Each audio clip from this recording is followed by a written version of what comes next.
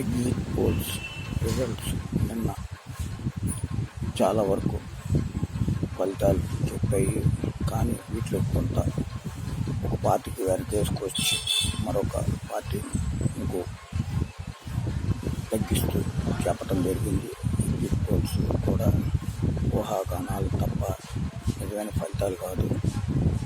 ఏదేమైనా ఇవాళ ఆదివారం, రేపు సేమో ఒకరోజు మంగళవారం ఇంకా పోలింగ్ ఫలిత కేంద్రాల్లో ఫలితాల కోసం అందరూ ఎదురు చూస్తుంటారు.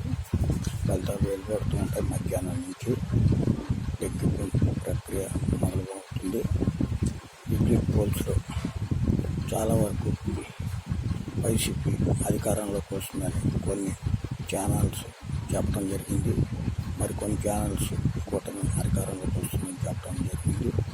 ఏదేమైనా టీవీ 12 న్యూస్ 8 సందర్భంగా ఎగ్జిట్ పోల్స్ని ఎవరు దాన్ని అంచనా వేయొద్దని చెప్తున్నారు. అది ఊరికనే ఊహాజనకంగా ప్రజలు గుర్తించాల్సింది. అసలు ఫలితాలు రేపు మంగళవారం మధ్యాహ్నం నుంచి వస్తూ ఉంటాయి. ఎవరు లీడింగ్లో ఉంది, ఎవరు అధికారంలోకి వచ్చేది కూడా సాయంత్రానికే తెలుస్తుంది. ఏదేమైనా సమయాన్ని పాటించి శాంతి భద్రతను కాపాడుతూ ప్రజలు అందరూ సహనం వహించాలని కోరుతూ ఇప్పుడు మీ టీవీ 12 న్యూస్ ఛానల్ హరికృష్ణ.